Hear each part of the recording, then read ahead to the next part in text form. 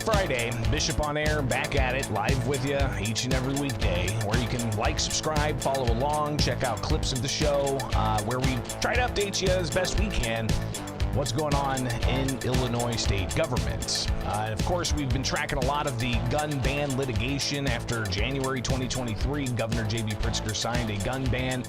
All of that's still mired in court action. Everything from the U.S. Supreme Court sending cases to conference to next week. We could have some movements on experts that the plaintiffs and defense want to have in the Southern District of Illinois for the challenge of the gun ban down there on the merits in district court. So we'll keep you updated on that, but not a lot going on that front here. But do like, subscribe, and hit that notification bell. Today, what we're doing is we're looking at what happened yesterday at the State House. And also, I'll tell you where I went last week when I was off on Friday and Monday. So I'll share a little bit of video and some fun times that I was able to take in. I'm a little bit of a weirdo. I'm a huge South Park fan. Now, I'm not, I don't have the encyclopedic knowledge of all of the episodes, but I tell you what, I've been watching that show for decades now. It's blowing me away. Anyways, all right, so stay tuned. We got a lot to tackle. Appreciate you being here with us each and every weekday morning. Again, like, subscribe, hit that notification bell. Bishop on Air. Coming up next, they gutted and replaced a bill and passed it within 24 hours, and now it's onto the governor's desk to change election law in the state of Illinois. Stay tuned.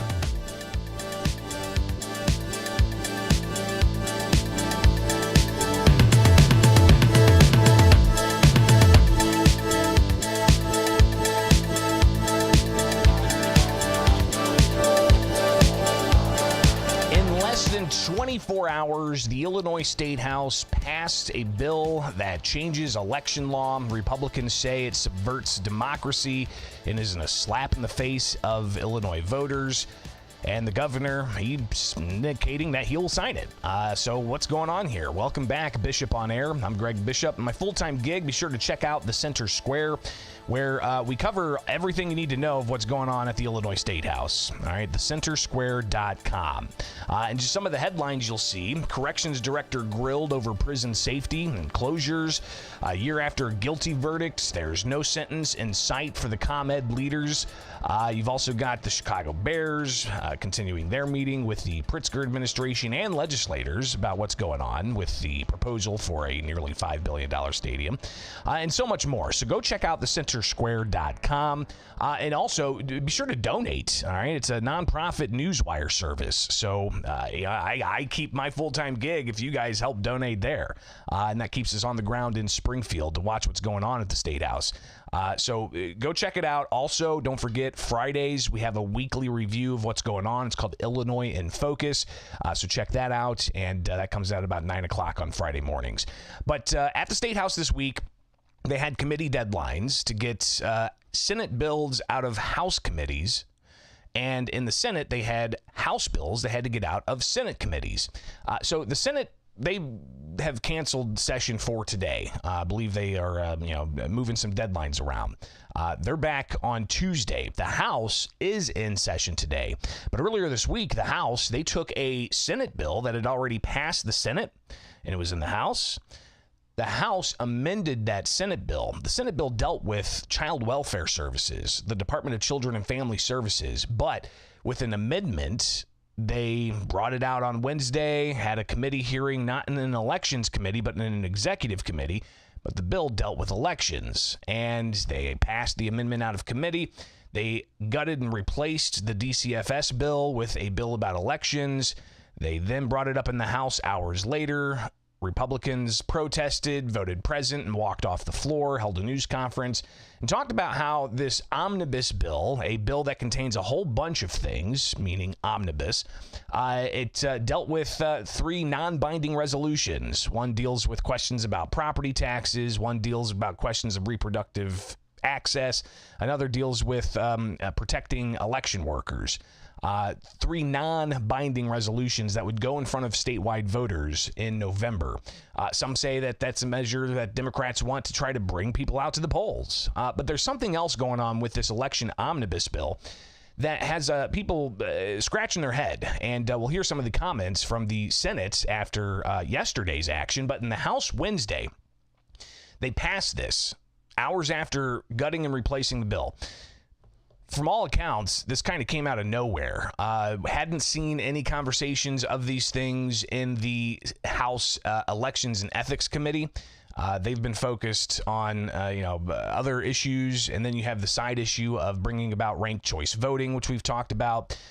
So they've kind of had that over there. But then all of a sudden, this comes out of nowhere Wednesday to change election law. What they did is they're essentially saying that for the primary, if a candidate is not running in a established party, then they cannot slate themselves into that spot heading into November. So quick background on Illinois election law. We, this year, election year, have a primary. That was in March. And then in November, you have the general election, and that's where you've got, the Republican candidates and their delegates and local races and what. That's for all the marbles, right? The November election. But in March, Illinois taxpayers pay for the Democrats and the Republicans to have primaries, private party primaries, all right? Libertarians, Green Party, Communist Party, whatever. They are not considered established parties in Illinois, so they can't take part in that private party primary that's taxpayer funded. Okay. So, criticism, aside, people can look at the primary process in Illinois and make their own conclusions. But other states have caucuses that are funded by the parties. And they caucus and, they don't necessarily have to worry about the taxpayer funds. But you have other primary type of options that are closed and open. Either way, you can look at the different types of primary and caucus processes in different states. Illinois, you have to meet a certain threshold, the general election before you can be considered an established party. So the Republicans and Democrats are established. Taxpayers pay for their private party primaries, and that was in March. If, as we saw, with more than half of the state house seats that were the party was already decided, right? There are dozens of state house seats up for grabs where only a Democrat ran in the primary. Sometimes that Democrat was unopposed by another Democrat in the primary. In the Republican field, there was nobody running in the primary. So no Republicans sought to take, the primary ballot spot. It happened also for Republican districts. There were Republican districts where only a Republican ran in the primary. There was no Democrat that ran against a Democrat in the primary. So after a primary, Illinois law allows for the local established party committees to slate a candidate heading into the November election. So they don't have to take part in the primary. All right. You can criticize that all along, but here we are now in the process for an election year. We've already had the primary. And now we've got the November election coming up. And in comes this bill to say, all right, in the middle of an election cycle, we're going to tell the private party, Democrat and Republican, you can't slate a candidate between the primary and November under certain circumstances. So that's really the gist of it, right? And it came out Wednesday, amended a DCFS bill. They rush it through the House. Republicans protest. And then yesterday, less than 24 hours from when the bill was amended and passed, the Senate goes ahead and votes for it. We'll hear a little bit of that Senate action. And then, again, you can go and check out thecentersquare.com. Read the story. Illinois Democrats approve changes to election law in less than 24 hours. Governor J.B. Pritzker was asked about this at a stop in Normal, if he will support the bill. And here's what he had to say. Well, as I understand that bill, and again, it just got put through, I think, yesterday, and I haven't seen the details of it. But as I understand, this is actually an ethics bill. It really does make sure that we don't have backroom deals to put people on the ballot and run as a result of some small group of people in a smoke-filled room making the choice. So I think, to me, more transparency is better. But people will say transparency. This thing was brought out of nowhere without true public vetting for the public to digest what was in it. And the arguments were also that, well, listen, nobody's slated any candidates yet. I've got intel that says there are candidates that are being slated for those spots where the party didn't have anybody in the primary. So in the middle of an election cycle, right? So it's just it's fascinating to watch this all at the Illinois State House and on the Senate floor. Again, you can see this at thecentersquare.com. State Senator Erica Harris said that this just encompasses all that people are frustrated with when it comes to Illinois politics. This bill was filed yesterday. Yesterday. It's not a stretch to say that very little time for public vetting of this proposal, nor any real discussion of its significant issues have been discussed among legislators. It's a slap in the face to the concept of democracy, and it's just shameful and blatant political power grab. And others got up and said that this is meant to secure the Democratic supermajority by saying that if you didn't put a Republican in the primary, then the Democrats is going to walk into victory. And arguing that it's unethical, especially in the middle of an election. Senate Minority Leader John Curran sharing these thoughts on the Senate floor. It's also a slap in the face to voters that one of the ballot questions you've included is about election interference when that's exactly what this legislation does. Think about that for a minute. You're saying you're afraid of competition and you do anything to gain one more seat, one more advantage in November. Are Illinois Democrats so grossly, unabashedly obsessed with increasing power at all costs that you're willing to change our election system for a better chance of picking up one or two seats? Is that what we've come to? So the arguments on the Senate floor didn't sway anybody from voting one way or the other.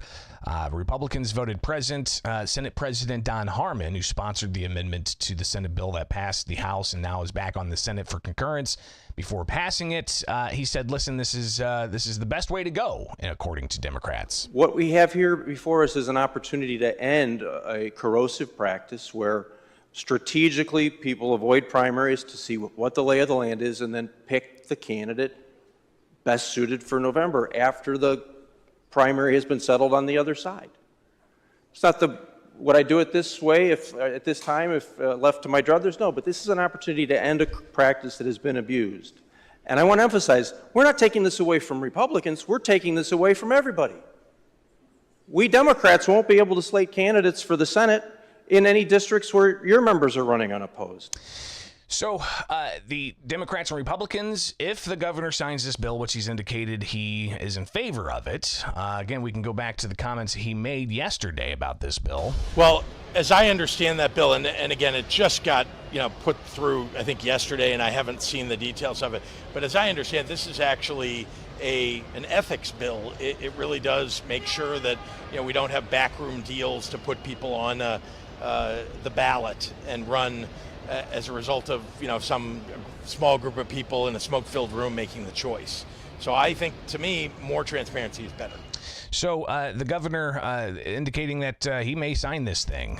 We'll watch that closely. Heck, it could be sent to him. He could sign it today. So we'll see what ultimately happens with that measure. But, some questioning, why not wait until after the November election to address this issue? Why change this midstream? For all the criticism there may be about election law, they start with a set of rules at the beginning of an election year, and you expect those rules to play out through the rest of the election year. So we'll watch this space, see what happens. Surely there's going to be some litigation if this thing ultimately comes through. The timing of this, interesting as well. But maybe this also, it'll shine a spotlight on the third-party options that Illinois has. Maybe there's Republicans that'll say, you know what, I'm just going to run as a libertarian, get on the ballot. Because those third parties, those non-established parties, libertarian, green, conservative, communist, whatever the party name is, they can get on the ballot. They have a higher, signature threshold to get on the ballot. But those are still things that can happen before November. Those non-established parties can still get on the ballot. So we'll have to take a look at that sometime in the future. I'm Greg Bishop. Thanks for hanging out. The Illinois General Assembly back in session with the Senate today. Next week, both chambers back full bore to the end of May for them to pass a budget, for them to deal with whatever the Bears want to do, for them to deal with a whole host of other priorities. We shall see what they put together, all right? So stay with Bishop on Air. Go to thecentersquare.com and subscribe to the newsletter, get the podcast, and stay plugged in, all right? It is Bishop on Air. Greatly appreciate you guys being here each and every weekday morning. So you guys fuel my fire. Appreciate that.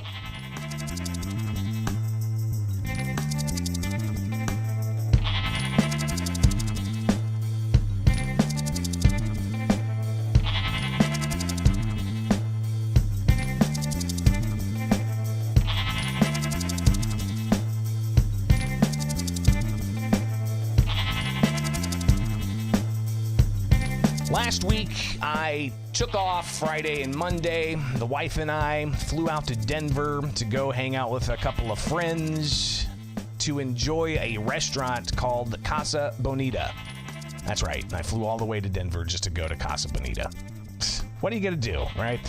What's Casa Bonita? Well, let me tell you all about it. All right, it is this Mexican-themed restaurant that is just absolutely incredible. I took a few videos here and there, so let's check this out. It's a little goofy, but bear with me.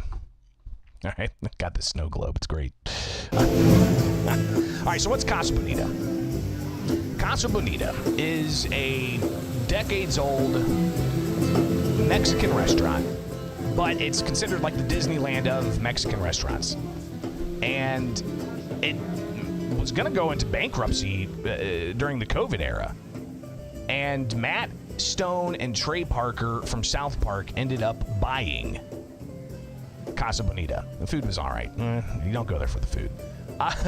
But it's incredible. And the story behind all of this blows me away.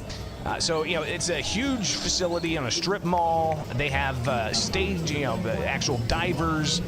They have, Black Bart's Cave. They have, people playing all kinds of different music staged all around the place. We went to this show. It was an illusionist.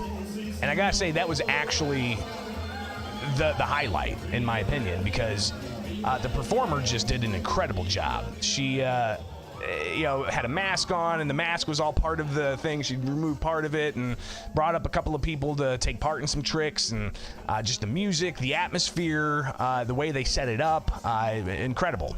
But Matt and Trey, when they bought this thing, they thought they were going to buy it for like $3.2 million, and they did.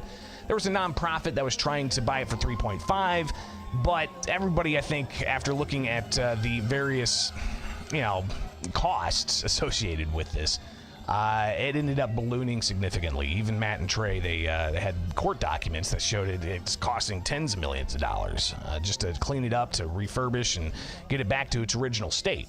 So they did. They spent that money and brought back Casa Bonita. And I'm a huge South Park fan. South Park, if you're not familiar, they're very much on the fence on everything, I guess is one way you could put it, right? When it comes to the past 10, 15 years of their episodes, because they've been on for like 26 years, something crazy like that, you get, you get it from both sides. They sit on the fence and they throw junk at one side. At the same time, they'll throw junk at the other side. If you haven't seen their COVID-era specials that they did, I highly encourage you to check them out. Everything from, I think it's on Paramount streaming, or it's on HBO, but you got to be careful. One's only the specials, the special events that they made, while the other is the actual show. But just an incredible experience. When they announced that they were going to get Casa Bonita, they had said that they're gonna open it up and it's gonna be restored to its true glory. But there was a wait list, and this was over a year ago. So our friends in Denver, they put their names on a wait list. and they got in.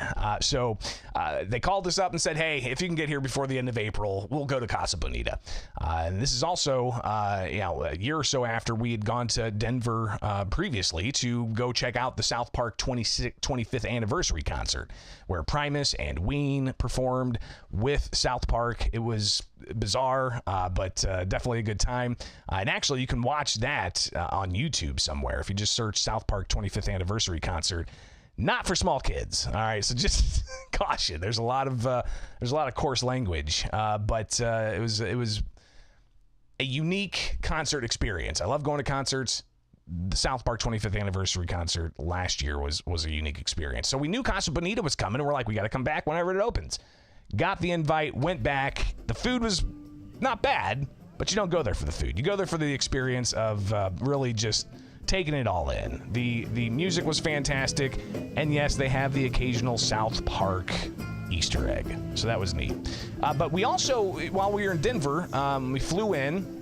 We got to see Kevin Nealon a Friday night. And Kevin Nealon, of course, Saturday Night Live fame. That was a pretty good comedy show. And it was one of those shows, too, where you got to put your phone in a little bag and just so you don't get it out and actually start filming stuff. But great show. He had a certain brand of comedy that wasn't necessarily offensive, didn't get into politics at all, but you still had some good laughs. So saw Kevin Nealon Friday night, went to go see Casa Bonita Saturday night, and then we traveled around Denver and went to the art museum there. And I tell you, the art there was just, I was actually blown away. There was one painting from like 1400 or something that was of these buffalo in the mist. That was remarkable, and just seeing the timestamp on it too. Another one. This is like some pilgrims or cowboys wrestling a bear. I don't know why, but the bear looks ridiculous. I've never seen a bear look like that, but that one was also hundreds of years old. A painting just blew me away. From inside the Denver Art Museum, get to see the state capitol down the line. We tried going to the state capitol, and it wasn't open for business on the weekends. Too bad. Then we walk by the state capitol, and I see a protest, and looks like they've got some slip knots there. Interesting. Wasn't a very big protest, but yeah. Always interesting to see slip knots outside of a state capitol. And again, that was in Denver. So that's where I was last week. Friday, flew out from Peoria, which had direct flights to Denver. Perfect. Went to go see Kevin Nealon. Went to go to Casa Bonita. And then we went to the art museum, hung out, got ready to get back on the flight from Denver to Peoria. And then I was back at work. So that's where I was. I appreciate you guys being here and indulging me with that. But that's all I got for you today. All right, we got a whole bunch of stuff that's going to be popping off all week next week and for the rest of the month. So be sure to like, subscribe, and hit that notification bell. I'm Greg Bishop. Thanks for hanging out. Hopefully that was a fun Friday segment for you, but I got to get out of here. All right, so we'll see you soon. Email me, bishoponair@gmail.com. Follow me on X. Follow me on Facebook. Like, subscribe on YouTube. Keith, I'm not going to do a Discord. I got to get out of here. Also, Randall, shout out. Edward, AJ, Festus. Looks like Chris. Chris, you were the first one in here. Cheesy Poofs. Yes, Titus, Cheesy Poofs. Ernie's Arms Accessories. I'm going to need that Mexican food to taste good. Well, listen, the Mexican food, you only get like 7 options, and it's kind of like a cafeteria style.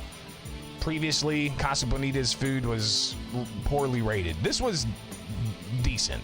It was good food. But definitely, what do you expect? So yeah, a lot of people jumping in here. Warsaw, Devil Dog, Joseph, Nakuda, AJ, I think I already said that. Mr. Sneed, appreciate you being here. Huckleberry. So yeah, thumbs up, guys. Got to get out of here. CNT Design and Arms. Who else is in here? Festus, I think I already gave him the shout out. Either way, all right. You guys have a good weekend. I got work to do.